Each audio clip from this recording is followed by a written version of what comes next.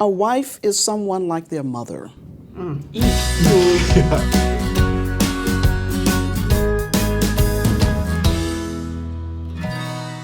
So lots of couples are living together, cohabitating before they decide to get married. So let's talk about the expectation on a marriage. If a couple essentially lives together as a couple, as a married couple, before actually becoming a married couple. What I found in my practice is quite often the couple who has cohabitated make an assumption that the marriage is going to be exactly the same, at least one of them. Then the other person, once they say, I do, then they start thinking in terms of marriage similar to what they experience looking at their parents.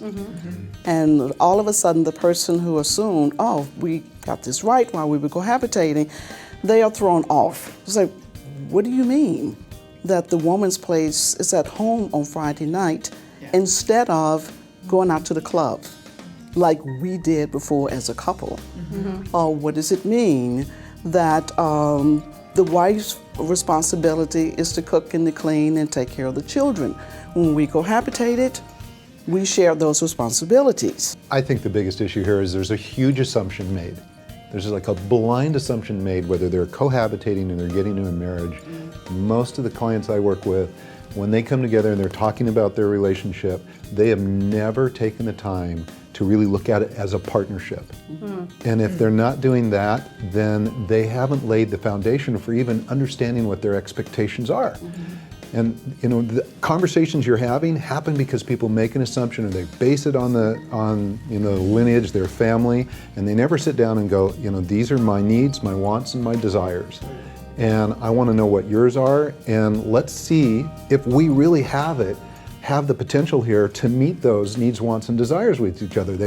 There is a value in listing those things out and having a conversation about them. We get into the most important relationships in our lives, and we don't have a partnership agreement. Why do we do it in business and not in our personal lives? I also see it in the area of sexuality that people have what I call psychic sex. They think that is what you think the other person is supposed to know what you want. Okay. So people People have psychic lives their entire lives. Exactly. Psychic relationships is like, this is what I think you're going to be like. And even if they don't rationally think it, that may be buried, where when there's the switch, that's the marriage or something else, then it comes up and then they go, oh, well, that's what I'm supposed to do. And I'm finding couples that are living together really waking up to these role expectations that you all are talking about and saying, we don't know anymore. We don't want a traditional marriage. We want a partnership. It's what we have now. And we don't want to go the way of the divorce statistic. And so they're coming in droves. I cannot believe how many couples come to me, young couples, who basically just want to dot the I's and cross the T's and have those important conversations. So I feel very encouraged. So the question I don't understand is that if you've lived together for 4 or 5 years, a lot of the chemical reaction that's going on in your brain has sort of started to dissipate, right? So now you really kind of know somebody and you're in that relationship with them. So why do these things change? Like, why does the woman who, didn't want to be the little woman all of a sudden get a ring on her finger and now she wants to be the little woman, right? Or roles of the same nature for a guy. Like, why does it change when all of a sudden there's going to be a paper signed and a name change? Well, that's where the expectations come from, because you have, and I've heard especially men say more often than women, their expectation of a girlfriend is totally different than the expectation of a wife. Say more about that. A wife is someone like their mother, who cooks and cleans and take care of them and have the children and just make life wonderful and perfect. The girlfriend is the fun person.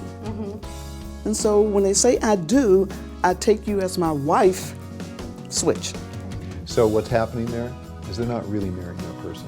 They're marrying their perception. They're marrying they're believing the belief system that's not theirs, right? And I think that's where many relationships just go wrong from the very beginning, because they don't really see the person they're in a relationship with. That's very true. They just don't. But even if they don't have particular role expectations, and so they're living together and they're going to get married on June 4th. On June 3rd, they are who they are. On June 5th, they are who they are. Even if they don't make any shift in their own thinking, society, culture, family, friends, they have expectations of how this couple is supposed to act different. So this issue of cohabitation isn't going away, whether it's for economic reasons or it's because, it's just what we want to do and we're more comfortable there. Sounds like for couples to have more success cohabitating and moving into marriage, we need to help them get a sense of what their expectations are, teach them how to talk about it, so they have a dialogue between the two of them, get some help if we need it from a professional, and couples have a chance.